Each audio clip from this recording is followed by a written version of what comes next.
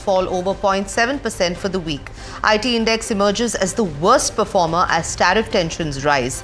Pharma financial services ended higher for the second week in a row. The Commerce Ministry will meet with export promotion councils today as of 4:30 p.m. as exporters are seen holding back due to prevailing tariff and trade uncertainties. Retail traders looking to dabble in futures and options may soon have to prove they are financially and intellectually prepared for the high-risk segment, as sources tell NDTV Profit. The SEBI is considering a suitability exercise to ensure traders are ready before stepping into derivatives trading.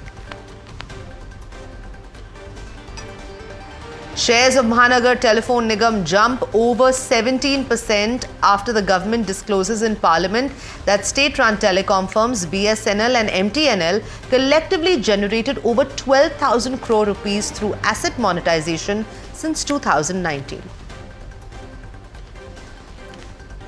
Amid an intense price war in India's diabetes drug market, with homegrown pharmaceutical companies launching significantly cheaper generic versions of empagliflozin, the blockbuster drug now becomes more affordable and accessible to millions of Indian patients. Amid heated ongoing debates on the language policy, the Tamil Nadu government now replaces the Indian rupee symbol with a Tamil letter in promotional material for the 25-26 state budget, which will be presented tomorrow morning.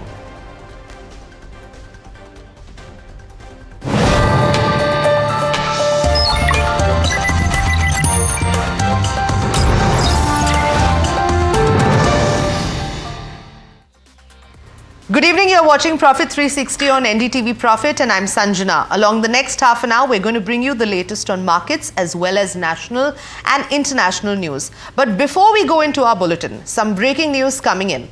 Over the past few days, we have been providing comprehensive coverage of IndusInd Bank, addressing key questions raised by investors. Now, sources have told NDTV Profit exclusively that market regulator SEBI has taken note of the situation and is likely to investigate the underreporting of losses stemming from the bank's derivative trades. Joining us now is my colleague Shrimi, who will share insights from her sources. Shrimi, over to you. NDTV Profit has been comprehensively covering this story for the last 3 days, and now we understand that SEBI is taking notice of the same.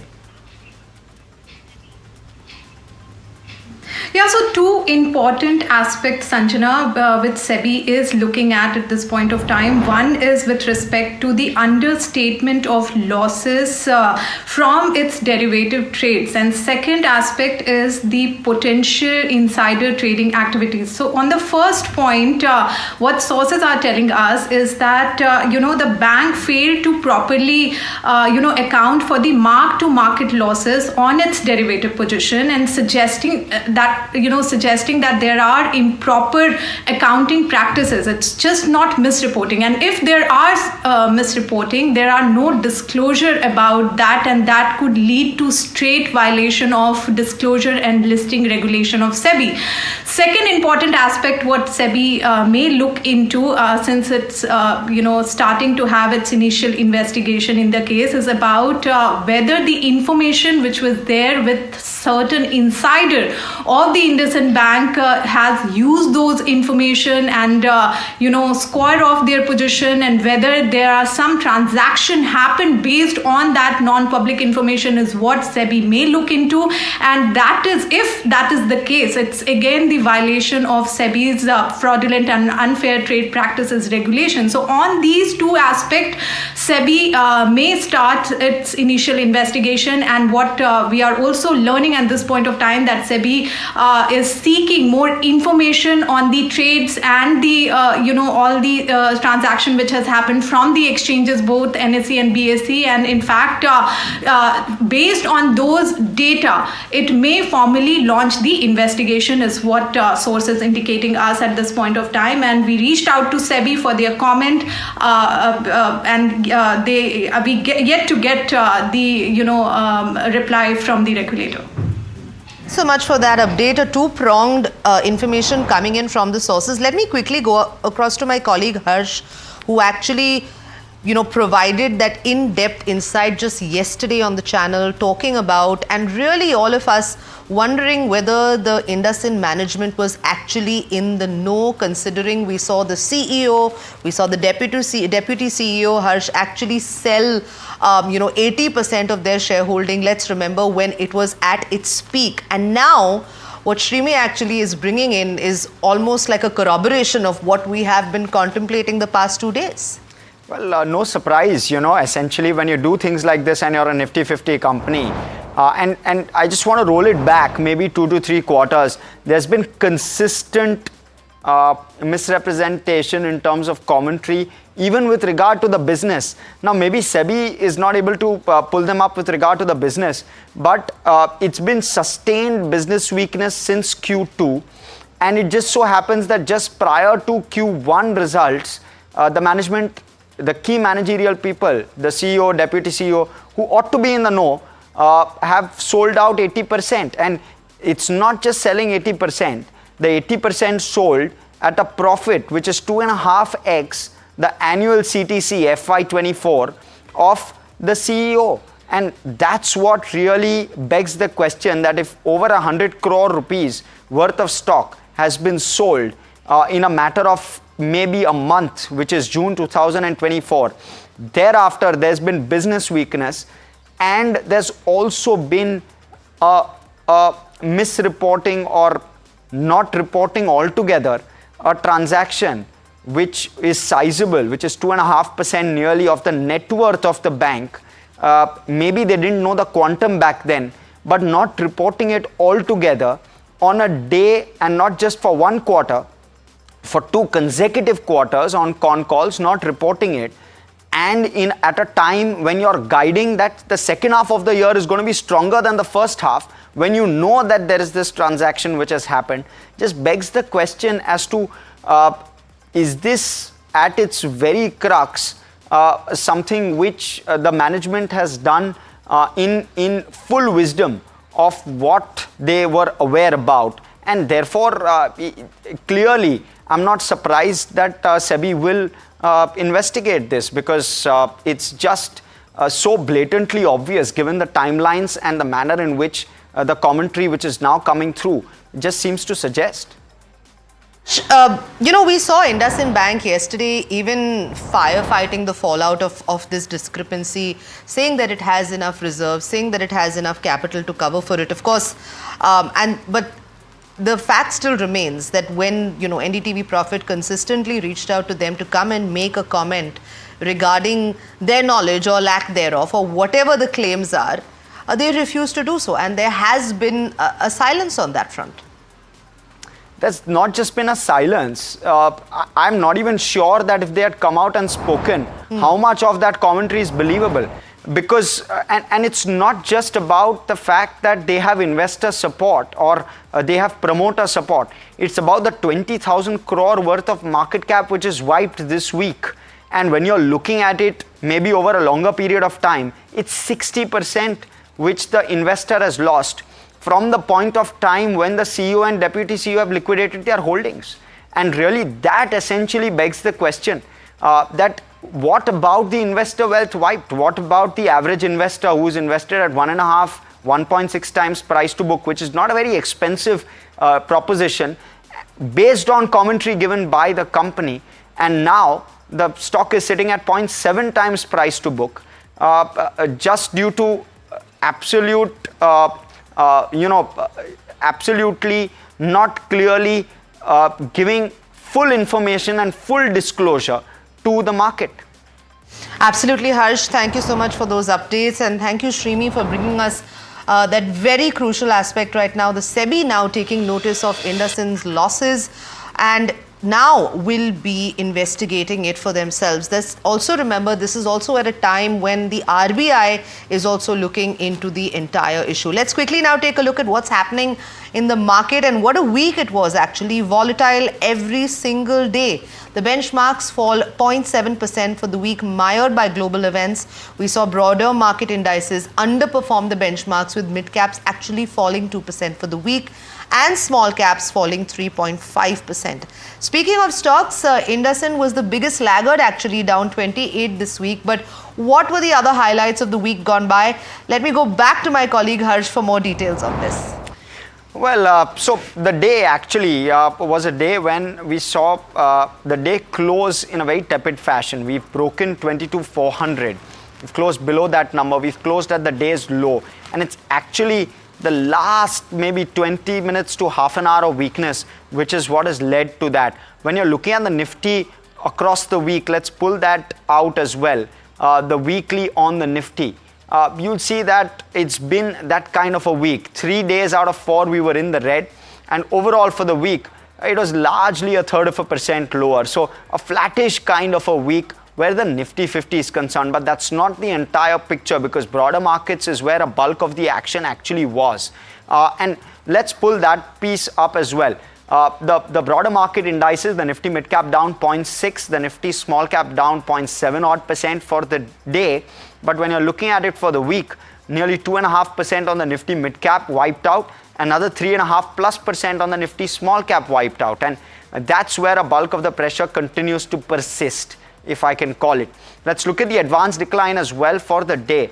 And we've seen a bit of volatility followed by advances really shrinking very, very rapidly towards the last hour or so of trade, and declines taking the forefront, 2:1 in favor of the declines as we close the week off. Mind you, it's a truncated week, so next week is going to be an interesting one, because there's going to be plenty of global cues also to lean on. But let's look at also how sectors have done today.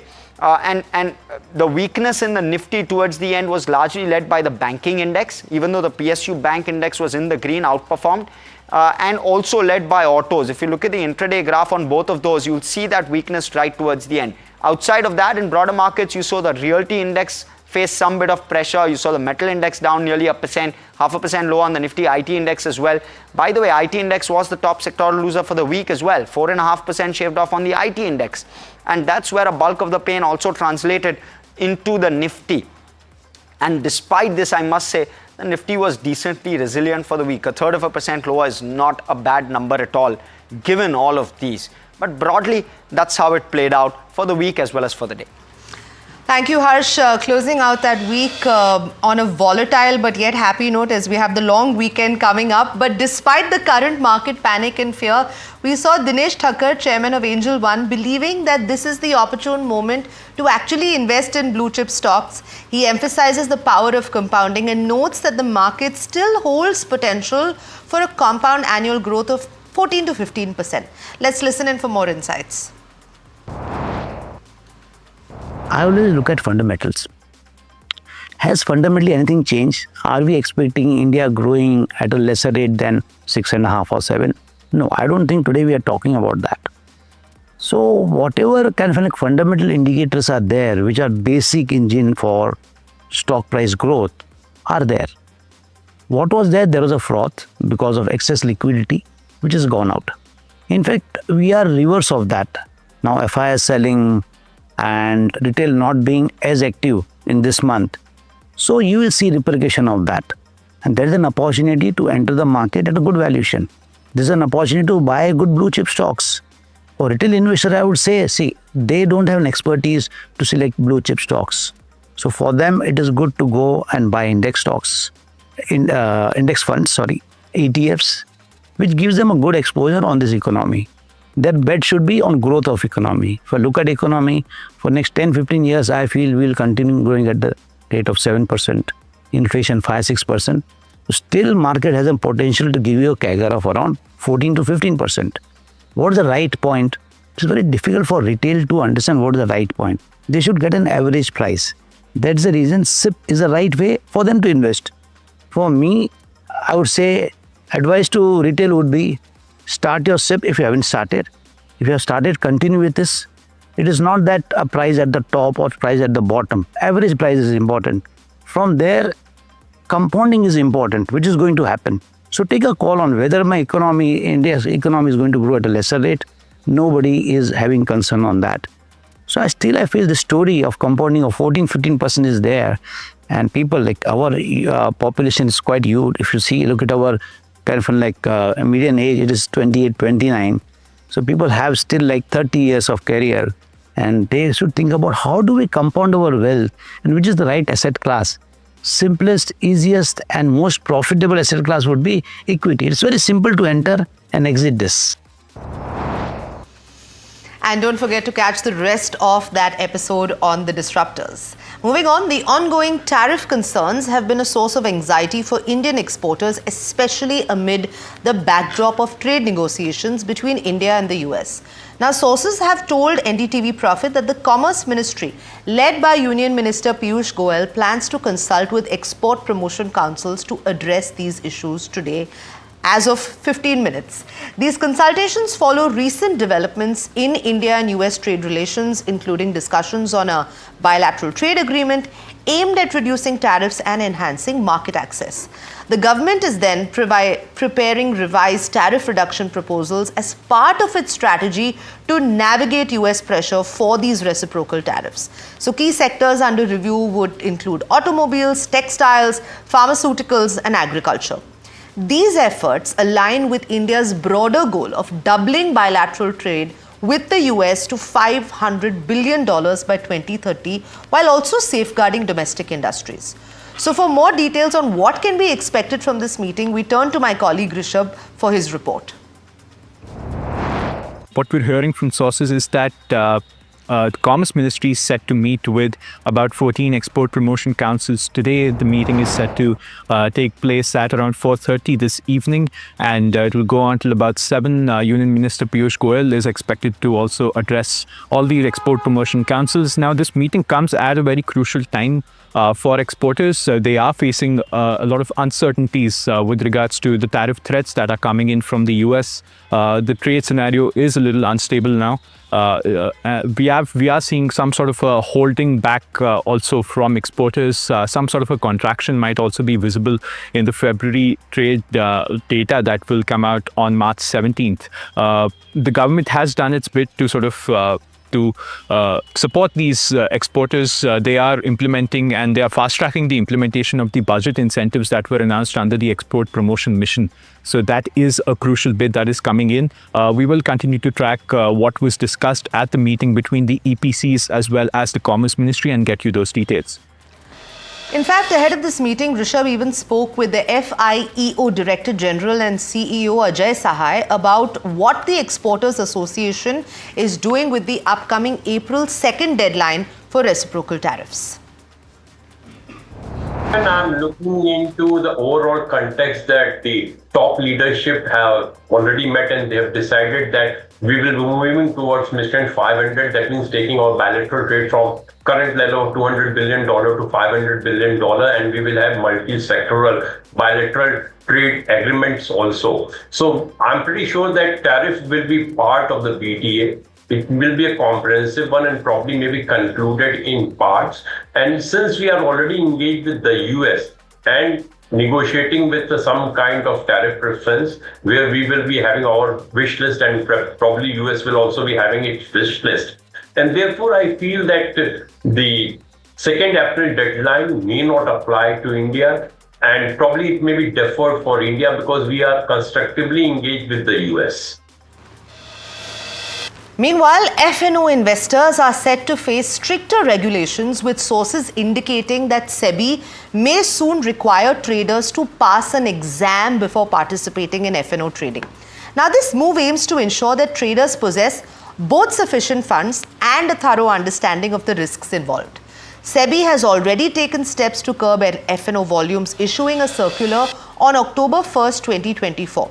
The new regulations that you see on your screen include limiting weekly option expiries to 1 per exchange and even requiring buyers to pay premiums upfront. Now, these measures are designed to safeguard small investors and household wealth from significant losses. Now, I'm joined by my colleague Charu, who will provide insights into why SEBI took this action in the first place. Charu, can you explain the reasoning behind SEBI's decision? There is no set exam that per se we are saying is definitely going to take place. So let me revise what is happening right now. So there's a committee called the Secondary Market Advisory Committee in SEBI, which deals with the regulations regarding short selling, FNOs and all the secondary market activities. Now, what this committee is doing is that in its agenda, there is also a proposal being made to bring a suitability exercise for FNO traders. Now, what the sources are saying here is that the rationale behind this is to curb the volumes, to remove the people who are not knowledgeable enough about FNO or do not have enough funds to basically try to get them out of this sort of trading so that they do not face massive losses. So that is why something like this is on the agenda of the SEBI committee, which is likely to discuss on this. And once the proposals of the committee are accepted by the board, something around this in terms of regulations come first in form of consultation and then in form of final regulation. Meanwhile, MTNL shares surged nearly 17% in trading today following a significant development. Now, this rally comes a day after the telecom minister clarified that the government has no plans to privatize MTNL and BSNL. Additionally, it was revealed that both of these telecom operators have collectively raised over 12,000 crore rupees through the monetization of non-essential assets back since 2019. Now, MTNL alone has earned close to 2,000 crore rupees from the sale of land and buildings, 258 crore from towers and fiber assets. But what does this mean for the future of these companies? Rucha, my colleague who closely tracks the telecom sector, joins us to provide insights into MTNL's situation, including its revenue decline over the years. So MTNL is up about 16% in trade today. Now this is on the back of BSNL and MTNL monetizing their unrequired assets. So they have informed in the parliament that they've got earnings from the sale of core and non-core assets.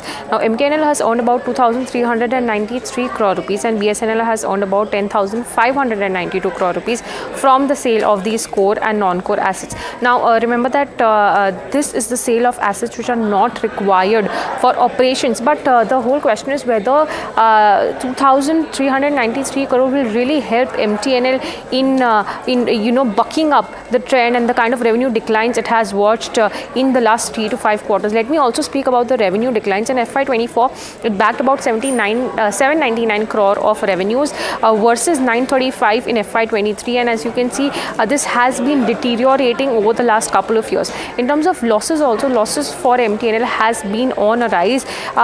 On FY24, it reported about 3,286 crore worth of losses versus loss about 2,900 crores in FY23 and 2,600 in FY22. Now, if we look at our stock price performance over the last 6 months, the stock has declined by about 18%, and over the last 1 year, it has performed well, which is up about 48%. But the whole question is whether today's up move is really beneficial for the company, or is it just on the basis of raising of this kind of money by sale of monetization. That is what we'll have to wait and watch out for the stock. And a groundbreaking development in India's diabetes treatment landscape is underway. The blockbuster diabetes drug, that's empagliflozin, will soon be available to Indian patients at about a tenth of its current price. This follows the launch of a cheaper generic version by Indian pharmaceutical companies, making the treatment more affordable and accessible to millions of patients. So the original drug, sold under the brand name Jardiance by Boehringer Ingelheim, was priced at about 60 rupees a tablet. However, with the patent expiring, companies like Mankind Pharma, Alchem Labs, Glenmark Pharmaceuticals have introduced generic versions at significantly reduced prices ranging from 5.50 paise to 14 rupees per tablet. As you rightly said, a price of key diabetes drug is gonna drop sharply. Now this is on the back of one of the patented drug, that is empagliflozin. comes off patent, and Indian manufacturers are set to launch the generic version of this product at much cheaper price. Companies include Mankind Pharma, Torrent, Alchem Labs, Dr. Reddy's and Glenmark Pharma. If I were to talk about how much the price reduction would be, the generics will cost almost rupees 9 to 14 rupees per tablet, which is a 80 to 90% drop from the current price, that is 60 rupees per tablet. This will aid millions of diabetes patients by reducing their treatment cost. If I were to talk about the market size or the diabetes market, so diabetes drug market grew from 14,000 crore to 20,000 crore from 2021 to current, and the generic launch will actually further expand this market access. Addressing to India's diabetes burden, if you see 11% of Indians are diabetic, 15% are pre-diabetic, and the affordable drug, which is empagliflozin, it is actually crucial to to cut out those out-of-pocket expenses. If I were to talk about who are the pharma companies and what are their strategies the companies going into this drug, you have Torrent Pharma, which has acquired the patented, which has gone and done an agreement with the innovator company for distribution of this product, and Glenmark Pharmaceuticals has launched the generic version of empagliflozin and its fixed drug combination in India. In fact, this news was yesterday itself, and Alchem Labs also yesterday came out with a press release that they're gonna launch the generic version of this product at 80% lower than innovator product. And moving on, the Tamil Nadu government has unveiled the logo for its 25-26 budget, replacing the Indian rupee symbol with a Tamil letter Ru, representing Rubai, the Tamil term for currency. Now, this marks the first instance of a state rejecting the national currency symbol, a move seen as part of Tamil Nadu's broader resistance to the national education policy and the three-language policy. The logo also carries the caption, "Everything for all," reflecting the DMK government's inclusive governance model. So as the Tamil Nadu Finance Minister Thangam Tennarasu prepares to present the budget tomorrow, this development underscores ongoing tensions between the regional identity and national policies. My colleague Sam Daniels now joining us to provide further insights into what this means for Tamil Nadu's political and cultural landscape. It's a very tricky situation to oppose this or object to this for political parties in Tamil Nadu, Kitty, because all the Tamil Nadu government has done is to replace the traditional rupee symbol with the common Tamil letter Ru, which is always prefixed in Tamil while you refer to any numerical rupee value. So nobody can find fault with that. And going with the culture of adopting Tamil in everything, the state government has done this. But so far, there is no official word yet on the story or logic or the reason behind this. But the government is on aggressively promotion mode to promote this new logo with a tagline that says everything for everyone. In fact, tomorrow the state government would also live stream the budget in around 100 places across Chennai and altogether 900 places across Tamil Nadu. And the BJP, of course, has responded to this so far. But otherwise, AIDMK, we understand very soon they will come back on this. But this comes at a time, besides the ongoing language row between the ruling DMK and the central government over the national education policy, particularly with reference to the three-language policy, which the DMK calls it as a ploy to impose Hindi, which the BJP denies. And that's all the time we have on this edition of Profit 360. But before we go, let's take a look at some visuals coming in from all over the country as we celebrate Holi. And with that, we wish all of our viewers a very happy Holi.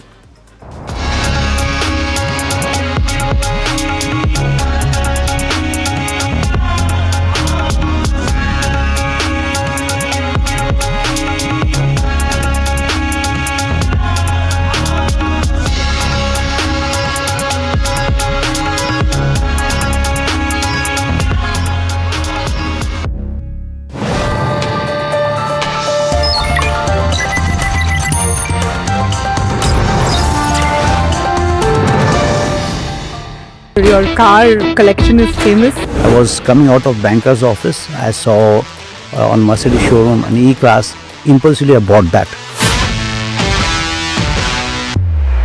I was suffering as an investor in this market. I thought we need a better service for investors. 1992 Harshad Mehta hits. People advise me that, okay, if there's a big debt from customers are not paying, it is better you declare yourself bankrupt. Post-COVID, or when the tech disruption took place, you were one of the first quote-unquote old brokers to transition. Technology and digitization was never new to me. How do you see the market fall then? All negative what can happen, the market has happened. There is an opportunity to enter the market at a good valuation.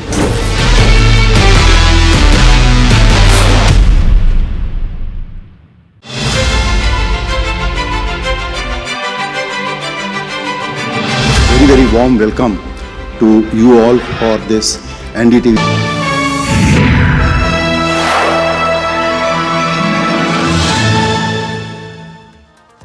Hello and welcome. You're watching KYC, which is Know Your Company on NDTV Profit. It's a show designed to zoom in and focus in on single NSE listed companies daily. Now, today we're going to focus in on TCPL Packaging.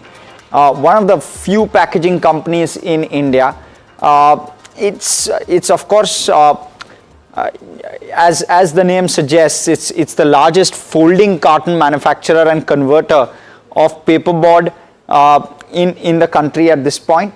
It produces sustainable packaging solutions for customers across the industries, and largely folding cartons comprises around 80 to 85% of the top line of the company, and flexible packaging is around 15 to 20%. In terms of the products, and so that's of course the split in terms of segment, but in terms of product, let's talk about paperboard based packaging solutions, the various solutions that they offer: folding cartons, printed blanks and outers, litho-lamination, plastic cartons, blister packs and shelf ready packaging. All of these, and they've also ventured into flexible packaging industry with the capability to produce printed cork tipping paper, laminate, sleeves and wraparound labels. Largely, if I were to describe this and simplify this, it's whether your chocolates which are packaged in paperboard packaging, or you have certain medicines which are packaged in paperboard packaging, all of these solutions is what TCPL Packaging caters to. They also have announced an exclusive manufacturing agreement with Ventit. Ventit supplies pizza boxes with heat retention technology, and TCPL will enable Ventit to scale that, and that's what the manufacturing agreement with Ventit is going to be about. Where do they operate out of? They are headquartered in Mumbai. 9 manufacturing facilities, of which 4 are in Silvassa, 2 in Haridwar, 1 each in Goa as well as Guwahati, and now they have a 9th unit come up in Chennai. So all of those largely manufacture, and that's a greenfield facility, recently incorporated on the 6th of March.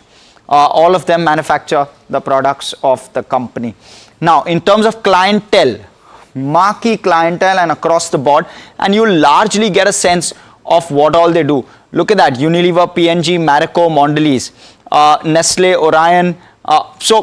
And even you have some of your electronic manufacturers, Samsung, the phone boxes that you get your phones in, manufactured. The boxes are largely manufactured by TCPL Packaging. A Radico, a Diageo, packaging of their bottles is done in paperboard packaging, so it deals with that as well. Look at a Colgate, packaging of Colgate, the paste itself is done through TCPL Packaging. So that's largely the picture and the construct of the company and what it does, and it also gives us a flavor of what the raw material costs would largely comprise of, which is paper and paperboards.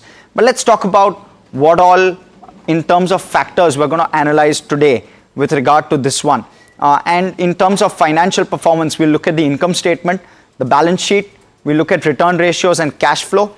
We'll also look at shareholding, we'll look at street cred, street coverage, and then we'll also look at valuation. So we'll try to cover all of those metrics with regard to this company, and we'll also give you a conversation which we've had with the management of the company. But to help me break this down better, we have Rucha Somaya joining us. Rucha, you know, you've looked at this company in a fair amount of detail, especially with regard to where the financial metrics are concerned. Talk us through what the income statement looks like and why is it a thumbs up to you? For sure, Harsh, thanks for those detailed analysis. But as you mentioned, I'll start with the financials over here.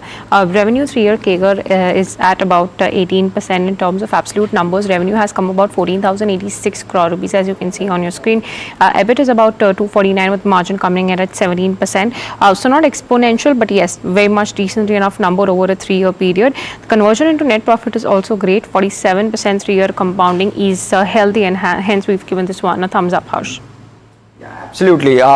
Just look at those numbers, not looking bad at all. 3-year CAGR of around 18%. You have EBIT growing at 23%, and therefore you're seeing strong profit expansion. Margins have largely sustained in around the 17% kind of mark. You may want to keep that in mind, because it'll be interesting to try and see where this company goes from here in terms of that income statement over the next 2 to 3 years, and which is likely one of the more relevant metrics to look at. Let's look at the balance sheet though, how healthy and how well it's stacking up. Well, equity shareholders funds very lean at 9 crore, but look at the reserves. It's churning back a lot of those reserves back as investments into the company, and they do this on a continuous basis. Their fixed asset base continues to grow when you're looking at it on a year-on-year basis. Consistent kind of growth. So they're churning back their cash flow back into the business, and at the same time they're also taking on debt. So they virtually fund their debt, their capex through a debt and equity mix, largely remaining 1:1, and that is why you'll see your debt and equity ratios at 1:1, and that kind of creates a bit of a risk, right? When you're looking at your debt to equity being 1:1, it's a slightly elevated kind of a number, keeps the risk elevated, and hence we're giving this a neutral. But why is it not a thumbs down, in fact? And I want to quickly give perspective on that. The company has contracts with a lot of the marquee names that we did speak about a few minutes ago, and therefore just the kind of advantage it has with regard to those contracts helps it service the debt in a fairly reasonable and fairly steady sort of fashion, and therefore a neutral on this one. So while debt is a concern being 1:1, but it's a neutral on that count, because you have that kind of marquee clientele to support the kind of debt repayments that are required to be made.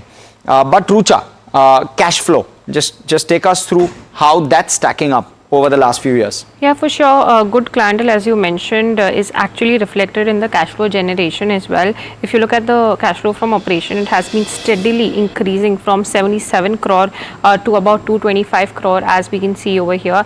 And not only absolute terms, the kind of conversion, the conversion of EBIT into cash is also very healthy, from 50% 2 years back to about 90% is the kind of conversion rate that we have. So definitely, though a neutral rating on the debt front, conversion into cash remains healthy, and that's why a thumbs up.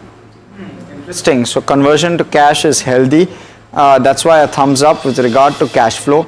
And you know, let's talk about return ratios therefore. As a result of all of this, when you're looking at your return ratios, they've been quite steady in that sense at around about 20%. You'll have a blip or thereabouts as capex starts to wind up, but when you're looking at it overall, you're seeing a steady 15 to 20% kind of ROCE, which is extremely good and quite healthy, and therefore on the ROCE and on the return ratio count, clearly a thumbs up. But let's talk about shareholding. Rucha, what are your observations from the shareholding pattern? Yeah, so as you can see, around 56% is about the promoters. Though FI holding is very less, 1%. DI stands at about 12%. So healthy amount of free floating also that we have over here, as we can see. So not very promoter driven company. So maybe a little volatile stock, but overall the picture looks nice. Healthy balance between institutional holding, retailers, as well as the promoters, and hence a thumbs up over here. Yeah, what I like is the consistency of that 56% promoter ownership. Always shows skin in the game, right? When there's such a large majority, and also shows control that the promoter has. Low FII is, yes, definitely a concern, but you're seeing good retail interest, as correctly pointed out. Let's look at the street cred though, because this has been one very solid metric. When you look at the way TCPL has gone, 35% 6-month returns. This is at a time, and it's roughly a 4,000 crore market cap company. It's at a time when the small and mid cap index is really seeing pain. So the outperformance here, TCPL versus the benchmark, is stark. And that's what really stands out for me. It's a doubler in the last year as well. Looking at the last 5 years thereabouts, it's been a multi-bagger, multi-bagger of sorts. And therefore, street cred clearly a thumbs up. But that's not all that you look at. What's the street coverage and how are valuation metrics adding up? Those are useful parameters along with the street cred as well. So Rucha, take us through both of those. Very healthy performance in terms of share price, as you mentioned, but in terms of street coverage, there we have only two people, two brokerage houses who are covering the stock, and both of them have a buy rating. So we've given this one a thumbs down because of the kind of extensive coverage which is not there in this, maybe because this is not covered by most of the companies, but those who cover, both of them have given this one a buy rating. Return potential largely -2%. This is because almost the target price of these brokerage houses have been achieved because of the recent share price movement that Harsh just mentioned about here. But overall, since it is only less coverage for the stock, we have given this one a thumbs down. Another concern is about valuations. I'll go forward with valuations as well. Currently valued at about 35.5 times in terms of FY26 PE ratio, but of course, let's look at a relative picture over here when we talk about valuations. EPL, which is its direct peer, valued at about 15 times FY26. So huge kind of gap over here. Again, we can attribute this to the recent share price movement that has happened in TCPL as well. But since the valuation is very expensive, might not be an attractive point of entry over here. That is why we've given this one a thumbs down on valuation as well as street coverage. And even when you're looking at other competitors like a Huhtamaki, the trailing 12 months price to earnings ratio is roughly 20 times. So this clearly looking expensive in relative terms. And of course, the stock price has also seen a very, very strong rally. So maybe something that you want to keep on your mind. But let's look at the overall rating therefore. How does it all stack up? The income statement, a positive. Balance sheet is a neutral. Return ratios 15 to 20% that we spoke about. Cash flow very, very healthy coming through, but a lot of it getting utilized in the capex that they're doing. Shareholding pattern, we spoke about this. 56% held by the promoters. Street cred, clearly a thumbs up because it's been a 22 bagger in the last 5 years. It's been a doubler in the last year or so. It's been near 35% kind of returns over the last 6 months. Strong outperformance, and therefore that positive thumbs up. Street coverage negative because less coverage, and -2% is the average target price. And valuation picture also not giving comfort because it's trading at a premium. But does it deserve to? Well, what we're going to do is we're going to go on, listen in from the management. We spoke with the management earlier. We had executive directors Akshay Kanoria and Vidur Kanoria, both of who spoke with us and spoke about the company's growth potential to start off with. Listen in to that entire conversation. Over the last 15 years and even the last 30 years, we've consistently been maintaining a fairly stable or solid double-digit growth rate. And our ambition and hope is to continue that growth in the foreseeable future. So we don't, usually give revenue guidance to our investors or investor community. But certainly our target is to continue the long run average growth rate of 15 to 20% that the company's been doing for the last 15 to 30 years. Got it. What are the levers here, Akshay? And I'll come to Vidur on the next one. But Akshay, what are the levers here? Domestic consumption is slightly sluggish at this point. Hopefully, there'll be a pickup there. When do you see that pickup coming? Let me first start with that first lever. So the vast majority of our sale is in India. So definitely we do require the domestic market growth to support the overall company growth. As far as when we can see the light at the end of the tunnel with the domestic consumption, that's a good question, and it's something that I guess we don't have really the answer to. However, we do see trends like premiumization, sustainability, then new segments upgrading their packaging quality, which really helps us, explore new segments and new customer base. We also see India emerging as an export hub in various product lines. Those product lines require packaging and usually better quality packaging. So that is also helping us get some growth. Point taken. Vidur, so likely, therefore, from whatever we've started this conversation with, I'd say that a lot of the growth will be leaning on domestic consumption. We spoke about certain new lines and certain levers with regard to export. Talk about the potential there and how much does that aid growth overall for you? Because export, I know you all don't disclose these numbers, but export is a small composition, you would say, of the total top line. Is that the correct understanding? Yeah, so I would first say that domestic is the major component of our top line, and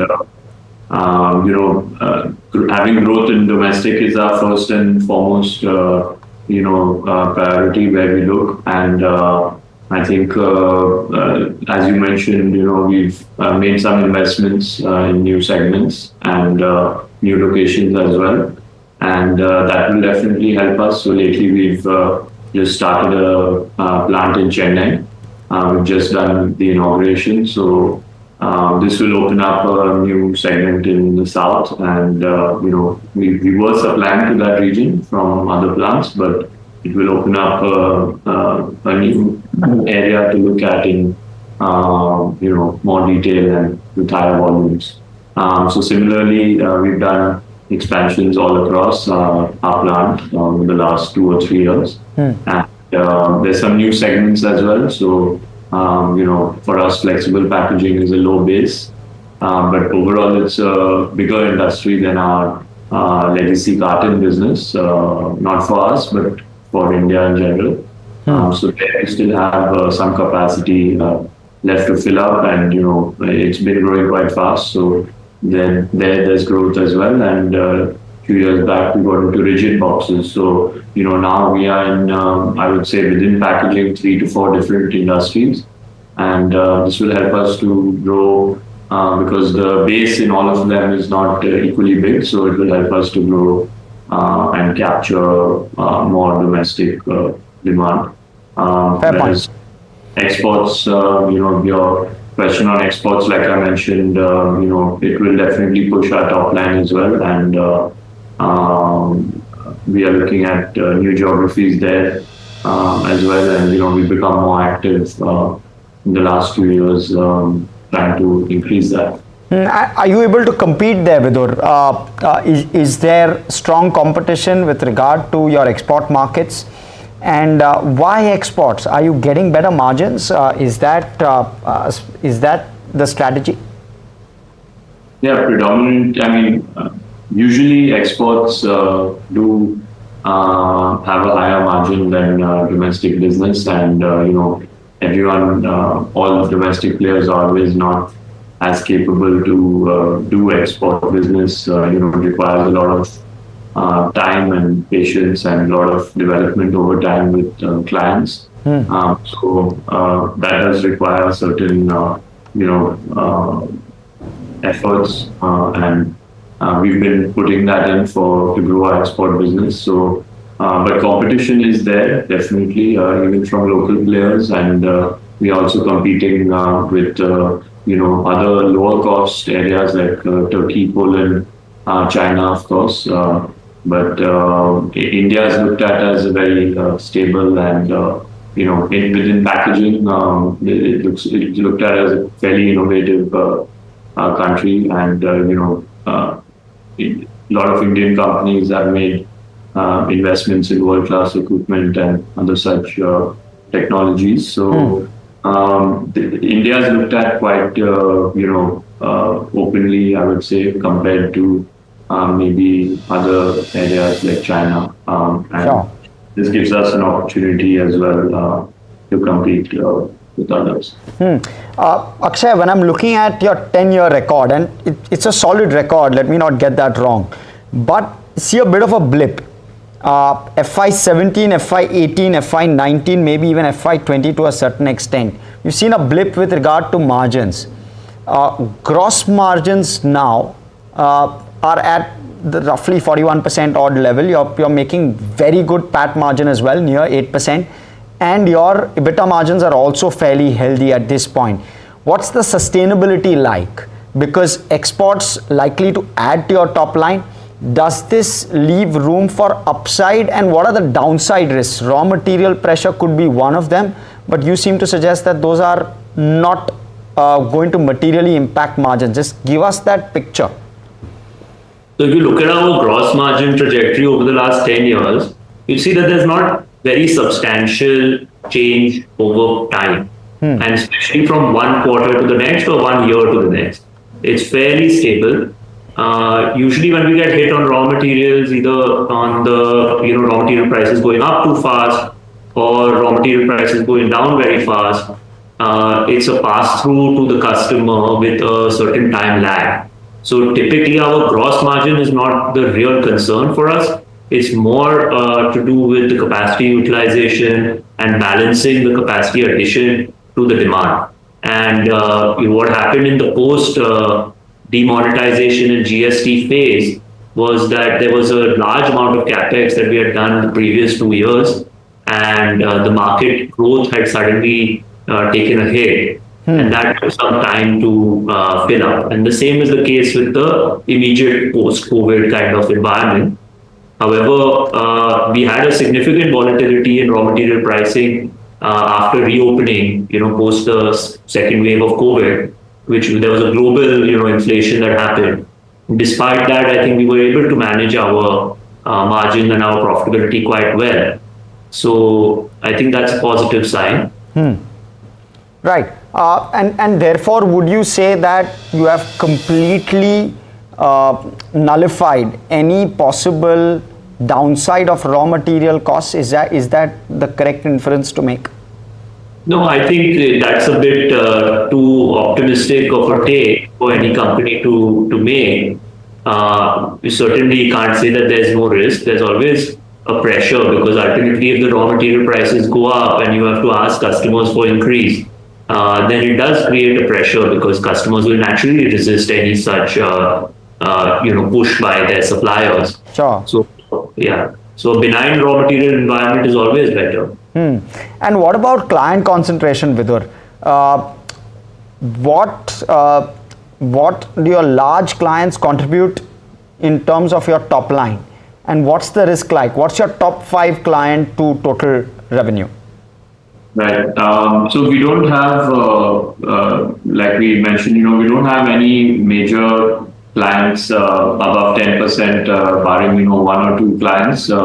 So there's no major risk, where we are selling maybe 30 to 40% of our revenue to 1 or 2 clients. So I would say, being in consumer good industry and F&B industry, our risk is fairly spread amongst various, MNC and Indian-owned FMCG, food and beverage companies as well. So, it's not even to one specific sector is not a major risk to us because we don't just service, one particular sector. So I think the risk is not in terms of customer profile such a major challenge for us, and not something that we're very afraid.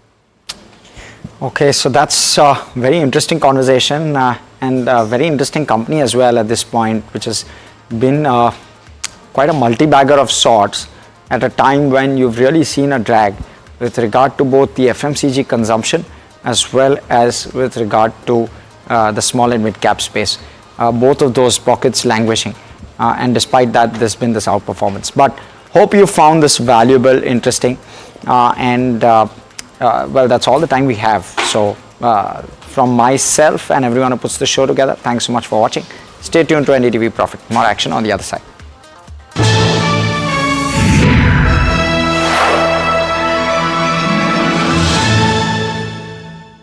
Your car collection is famous. I was coming out of banker's office. I saw on Mercedes showroom an E-Class. Impulsively, I bought that. I was suffering as an investor in this market. I thought we need a better service for investors. 1992 Harshad Mehta hits. People advise me that okay, if there's a big debt from customers are not paying, it is better you declare yourself bankrupt. Post-COVID, or when the tech disruption took place, you were one of the first quote-unquote old brokers to transition. Technology and digitization was never new to me. How do you see the market fall then? All negative what can happen, the market has happened. And there is an opportunity to enter the market at a good valuation.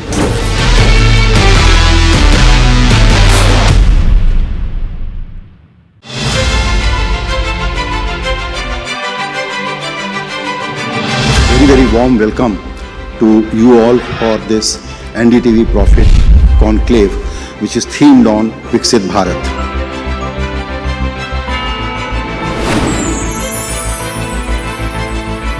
A life which is both taking care of your material needs and taking care of your altruistic needs.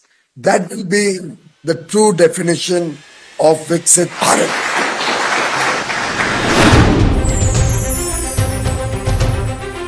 In my view, we are already out of that slowdown. For every unloam, you have to have vilom. You can't just keep doing up and up in the trading also. You have to come down. So the correction and healthy correction is a very, very integral part of the market.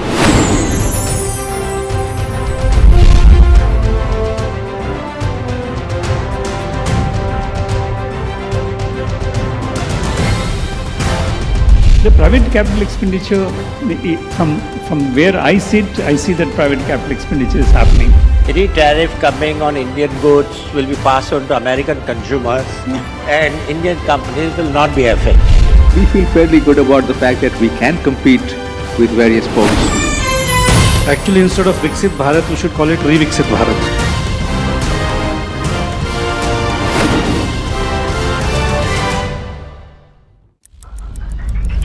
Headlines you start your day with. What matters worldwide is now in the palm of your hands. Get ready to seize the day and maximize your financial potential. Stay ahead of the curve with all you need to know on NDTV Profit.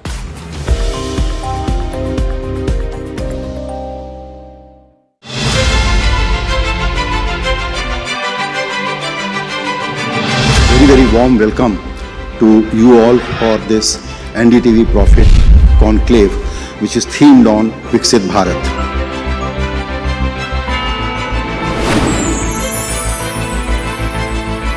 A life which is both taking care of your material needs and taking care of your altruistic needs. That will be the true definition of Viksit Bharat.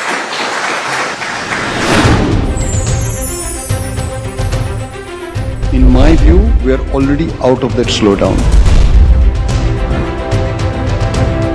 For every unloam, you have to have vilom. You can't just keep doing up and up in the trading also. You have to come down. So the correction And healthy correction is a very, very integral part of the market.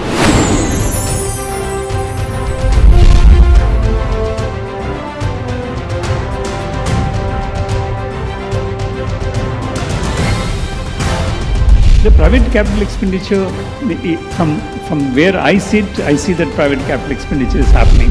Any tariff coming on Indian goods will be passed on to American consumers, and Indian companies will not be affected.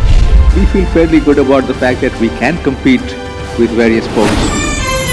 Actually, instead of Viksit Bharat, we should call it Re-Viksit Bharat.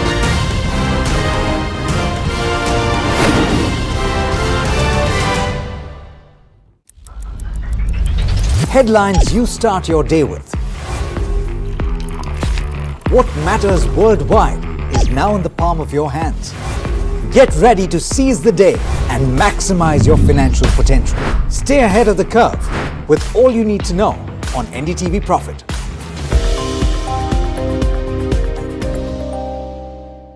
Your car collection is famous. I was coming out of banker's office.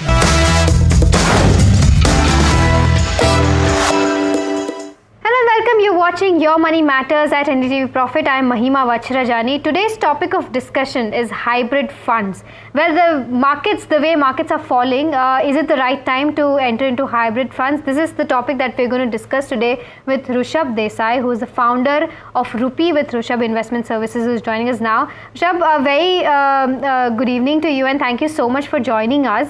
As I mentioned, that hybrid funds is something that we're going to discuss today, and as I was also referring to markets falling so much, do you think that is this the right time to make an entry into hybrid funds?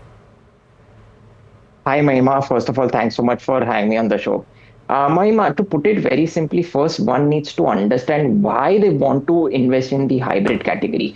See, hybrid category has multiple categories within them, which is aggressive hybrid, conservative hybrid. There is balanced advantage fund, which are also known as dynamic asset allocation fund. There is something called as equity savings fund, right? So see, in my humble opinion, one should look at hybrid category for two purposes.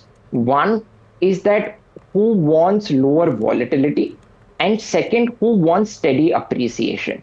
So just because markets have fallen down, that does not mean that you should shift to hybrid funds.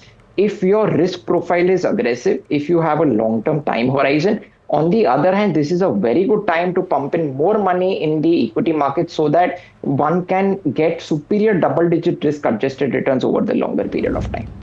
Okay, and in your opinion, if one chooses a hybrid fund as a part of their portfolio, what are the advantages that come with that? And also in terms of an overall portfolio, how do you deploy funds in a hybrid fund? Like, what percentage of your portfolio should be hybrid funds? Mahima, I'll answer the second part of the question first. See, what percentage, it truly depends on the risk profile of the investor. If the investor, say, has 100 rupees, if the investor is not able to take high volatility, high risk of that 100 rupees, what he or she wants to invest, and if the investor doesn't want to take a long-term bet, right, then hybrid category or hybrid funds will suit them the best, right? I truly think that this is a very good time, Mahima, to invest in the pure equity segment. But there are 2 to 3 hybrid categories. What I can recommend to clients is, one is the dynamic asset allocation category, which is dynamically managed between equity and debt, and second is the equity savings funds, whereby the fund manager will invest probably lower allocation into pure equity and the rest into arbitrage and debt. So equity savings fund is little bit for, say, like conservative investors who are looking for little higher returns than the fixed deposit or debt mutual funds. And balance advantage or dynamic asset allocation funds is actually meant for those who are looking for lower volatility, little bit of downside protection, and steady appreciation over the long period of time. All right. And in terms of the typical risks that are associated to a hybrid fund, what are those like, and what should one keep in mind before investing into hybrid funds? See, hybrid funds do invest in equity, so there will be risk. See, in today's time, for example, say the balance advantage category, there have been many funds where the drawdowns has been as par or at par the Nifty 50. Okay, so